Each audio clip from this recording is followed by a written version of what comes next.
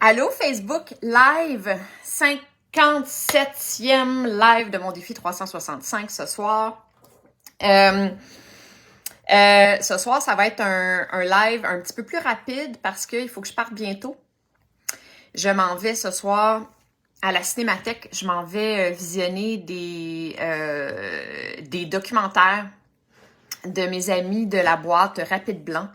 2 super documentaires. Alors voilà, ça c'est ma soirée. Alors, il faut que je parte bientôt. Hier, j'avais dit que j'allais parler d'épigénétique et de neuroplasticité. Je vais remettre la neuroplasticité à une autre journée parce que je veux pas juste comme faire un survol. C'est tellement un sujet qui est riche en informations que je veux allouer comme un live complet juste sur ce sujet-là. Par contre, je vais faire une petite entrée en matière dans le sujet de l'épigénétique, qui est un sujet incroyablement fascinant, vraiment. Mais avant tout, je vais juste, parce que j'ai posté tout à l'heure sur Instagram le visuel d'un webinaire qui va avoir lieu le 10 avril.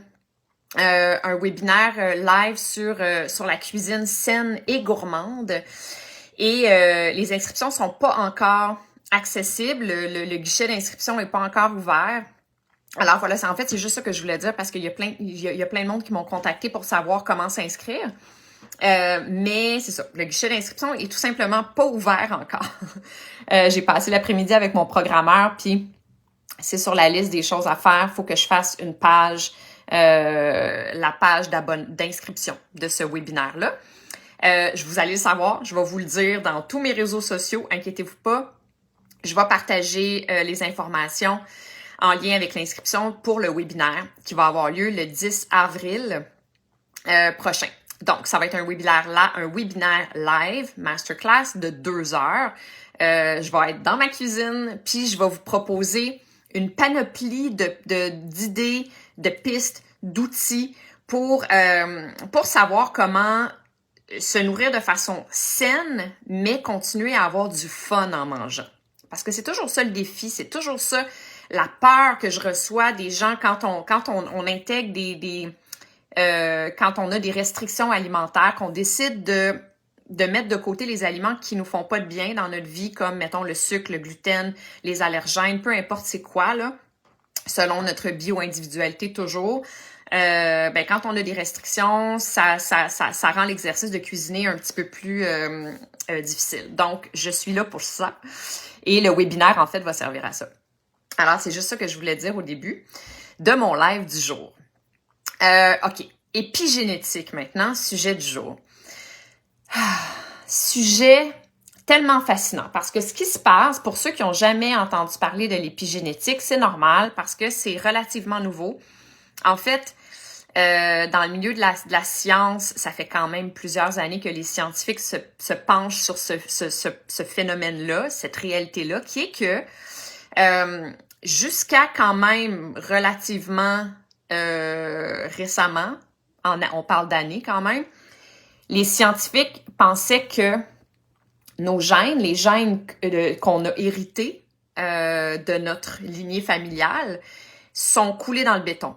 Les scientifiques pensaient que nos gènes, on n'y pouvait rien, c'est comme ça, on a une prédisposition à une faiblesse cardiaque ou bien un cancer, tel ou tel. On n'y peut rien, ça va arriver ou ça arrivera pas, c'est une question de chance, mais en tout cas, on peut pas les modifier. OK? Jusqu'à il y a pas très longtemps, on pensait ça.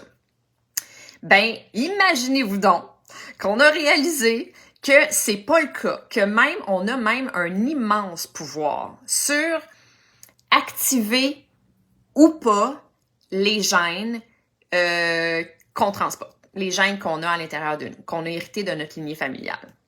En fait, ça fait du sens quand on connaît les chiffres en lien avec le cancer. On sait maintenant que 95% des cancers ne sont pas génétiques. Tu sais, on s'est tous fait demander plein de fois par nos médecins, les spécialistes qu'on voit, est-ce qu'il y a des cancers dans votre famille, est-ce qu'il y a des maladies cardiaques dans votre famille, bon, tout ça. Puis c'est comme si on dit non, on est safe, puis si on dit oui, ben là, oh là là, il faut qu'on swatch toute notre vie, tu sais, genre. Mais ça correspond, les gènes, c'est super important. Si on a une prédisposition à quelque chose, c'est super important. C'est pas ça que je suis en train de dire. Mais ça correspond seulement à 5% du développement des maladies chroniques. Comme, mettons le cancer, en tout cas, ça correspond à seulement 5%. Mais c'est quoi l'autre 95%? Ben, c'est pas la roulette russe. On participe par notre mode de vie, par notre environnement extérieur, par nos choix de vie, notre façon de vivre. Mais vraiment, là, ça va dans toutes les sphères de notre vie, pratiquement. Il y a une étude récente qui a découvert, en fait, que 90% de nos gènes interagissent de façon active avec les signaux de notre environnement. C'est-à-dire avec...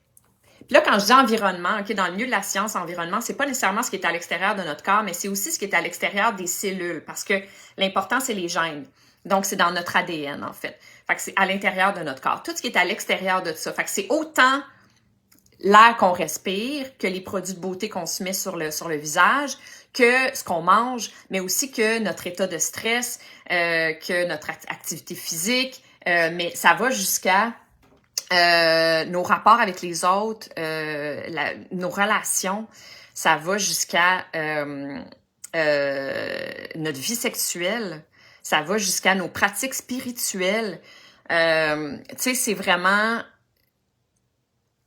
tous les gestes pratiquement qu'on pose dans notre vie, les choix qu'on fait dans notre vie, notre mode de vie, notre environnement participent à activer ou pas les gènes qu'on transporte qui nous ont été légués par notre lignée familiale. C'est fascinant, puis écoute, sont vraiment à fond la caisse là-dedans, les scientifiques en ce moment, ils font des études. Moi, je suis quand même assez pluguée là-dedans parce que c'est rendu mon métier d'être en santé intégrative, donc ça m'intéresse beaucoup. Et il y a constamment des études qui sortent. Une des choses qu'ils ont fait beaucoup pour évaluer ce phénomène-là, ça a été de faire des études avec des jumeaux identiques qui ont exactement la même génétique. Et ils les ont mis dans des conditions complètement différentes. Puis en fait, c'est pas ils les ont mis, c'est ils ont évalué des jumeaux qui prenaient des vies, qui faisaient des choix complètement différents. Et tu sais, quand ils naissent, leurs gènes sont une chose. Les premières années de leur vie, les gènes sont complètement identiques. Puis ils les évaluent à 30, à 40, à 50. Et ça a pris une route complètement différente selon leur chemin de vie, selon leur choix de vie, selon leur mode de vie, selon leur niveau de stress, leur activité physique, etc. Ben, à l'âge adulte, les gènes sont rendus complètement ailleurs. On a découvert aussi que on peut transformer notre lignée génétique en une seule génération. C'est quand même assez incroyable. Si, par exemple, les 6 dernières générations dans notre lignée paternelle, c'est des hommes qui sont morts d'une crise cardiaque à la fleur de l'âge, tu sais, comme mi-quarantaine, quelque chose comme ça. Clairement, on se fait dire par nos médecins depuis toujours, tu as une prédisposition, fais attention à ta santé cardiaque, bon, tatata. Ben, il paraîtrait que si la personne elle décide de vraiment être en super santé, mais tu sais, de faire des choix sains, de contrôler son stress au maximum, de faire de l'exercice régulièrement, d'avoir une vie sociale équilibrée, saine, de bien dormir, de ben, il pourrait complètement faire virer cette prédisposition-là à la maladie cardiaque ou à maladie cardiovasculaire pour les futures générations qui vont le suivre. Donc, pour ses enfants et lui. C'est quand même assez incroyable. C'est fascinant. Il y a une autre étude qui est qu'ils ont pris des hommes, un groupe d'hommes, je ne sais pas trop combien, aux États-Unis, pendant 6 mois, des hommes qui étaient quand même en bonne santé à la base, puis ils leur ont fait faire 2 cours de spinning par semaine pendant 6 mois. Et après le 6 mois, ils ont vu que tous ces hommes-là avaient modifié, étaient arrivés par juste ce petit changement-là, dans leur mode de vie, avaient changé 7000 gènes à l'intérieur d'eux. Vers le positif, évidemment. C'est fou, c'est pas rien, là. L'épigénétique, c'est le futur, c'est vers ça qu'on s'en va et c'est vraiment puissant, c'est vraiment fascinant, c'est incroyable. Fait qu'en gros, qu'est-ce que ça veut dire? Ben, ça veut dire que faisons attention à notre santé, même si on est en santé, même si on est bien. Faut pas se prendre pour acquis, puis vraiment essayer d'avoir la vie la plus équilibrée possible et essayer de rester à l'affût du mode fight or flight, parce que s'il y a bien un ennemi, il y en a plein, mais un ennemi premier, je dirais, c'est le stress. Donc le mode de fight or flight, je suis comme ça, c'est genre autre phrase en anglais que j'ai bien de la misère à traduire. L'état de quand on est dans le système nerveux sympathique, ok, c'est le même, je vais le dire. En anglais, on dit fight or flight parce que c'est comme quand le corps il se sent en danger, quand le mental se sent en danger. Ça, c'est vraiment le fonctionnement du cerveau primitif, donc de nos Cro-Magnons, quand il y avait toujours des animaux sauvages à proximité qui pouvaient menacer leur vie, ou bien des tribus ennemis à proximité, bon, etc. Fait que donc, ce qui se passe, c'est que quand le cerveau repère un danger qui menace la vie de la personne, ben le corps au complet, l'organisme au complet se met en mode s'enfuir ou se battre. Qu'est-ce que ça fait, ça? Ça fait que c'est ça l'adrénaline. C'est là que la cortisol, l'adrénaline, elle est créée par les glandes surrénales et que le sang se met à battre super rapidement, le cœur se met à battre super rapidement, le système digestif est mis en pause. En fait, les modes réparation sont mis en pause parce que là, on est en mode survie. Fait que digérer ta toast ou avaler ta gorgée d'eau ou respirer profondément, tout ça, ça n'existe pas. On respire juste ici quand on est en mode en système nerveux sympathique. On respire pas profondément, on digère pas, notre sang il circule pas bien, notre cerveau il est limité à réagir rapidement. Fait qu'on n'est pas dans l'analyse, on n'est pas dans la réflexion, on n'est pas dans qu'est-ce qui me rend service, qu'est-ce qui est bon pour moi en ce moment, du tout, là, tu sais. Ça pour dire que il faut essayer le plus possible d'être à l'affût de ce mode-là parce qu'il peut se déclencher en un rien, non seulement, mais il peut ne pas revenir en mode en système nerveux parasympathique. Ce qui nous emmène à être dans un état de stress chronique. Puis ça, on est une méchante grosse gang à être dans cet état-là comme en tout temps, là. Même quand il y a rien de menaçant dans notre environnement imminent, tu sais, immédiat, c'est-à-dire. Fait que donc, c'est ça. Je vous l'ai dit, c'est un petit live court parce que je m'en vais dans quelques minutes, mais épigénétique, ce qu'il faut se rappeler, c'est qu'on a un immense pouvoir en la direction vers laquelle notre organisme, notre système, nos gènes vont décider de prendre dans notre vie. Quand j'ai reçu mon diagnostic de cancer du sein, la quantité de personnes qui m'ont dit « Pauvre toi, t'as pigé le mauvais numéro ». J'étais même pas à fond à ce moment-là dans cette réalité-là, qui est l'épigénétique, mais je le savais à l'intérieur de moi que ça avait rien à voir avec la roulette russe, avec la chance, Je le savais que ça avait rien à voir avec ça. Je le savais que ça avait plutôt tout à voir en quelque chose qui s'était passé dans mes 40 ans de vie. Une façon de vivre, un stress chronique, un manque d'amour, pour moi-même, envers moi-même.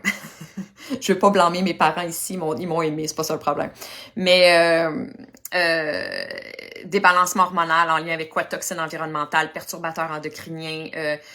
Écoute, tu sais, j'en parle souvent de tout ça, mais la liste est longue. Mais tout ça pour dire que j'ai contribué par mes choix de vie, mon mode de vie, mon inconscience, ma déconnexion avec moi-même, à ce que cette maudite tumeur-là se développe à un certain moment dans ma vie. Je suis convaincue de ça.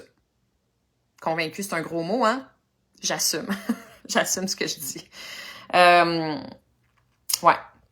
Il y a peut-être un 5... En fait, le cancer du sein, c'est 80% et non 95%. Le 95%, c'est pour les cancers de façon générale.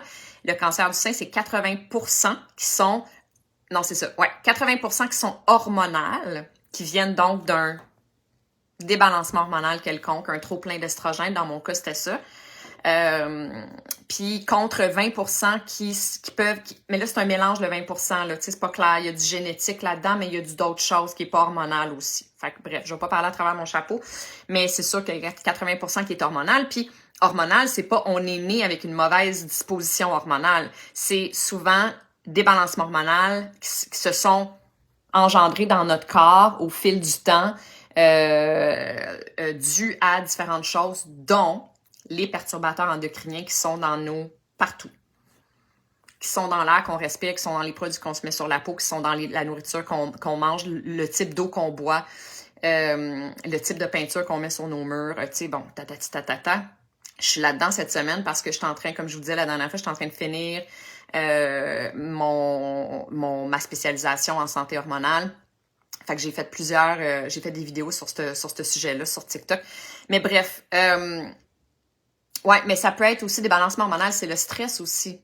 Le maudit système nerveux sympathique duquel on n'est pas capable de décrocher. Parce que s'il s'enclenche puis il se déclenche tout de suite, il n'y en a aucun problème. Le problème, c'est quand il reste là puis qu'on reste pogné là-dedans puis qu'on n'est pas capable de redescendre et de ramener notre corps en mode réparation, guérison, repos, calme, paix, zénitude, gène nocif, keep on sleeping. Continue de dormir, gène, que je veux pas qu'il se réveille. Fait que voilà. Fait que c'est ça l'épigénétique, mais je vais en revenir. Non, j'en reviendrai pas. Je vais revenir sur le sujet éventuellement, mais là, demain, si tout va bien, je devrais parler de neuroplasticité. Ça vient de la même planète, mais c'est pas tout à fait la même chose. Mais c'est tout aussi fascinant. Fait que voilà tout le monde, je vous embrasse. Bonne soirée. Bye!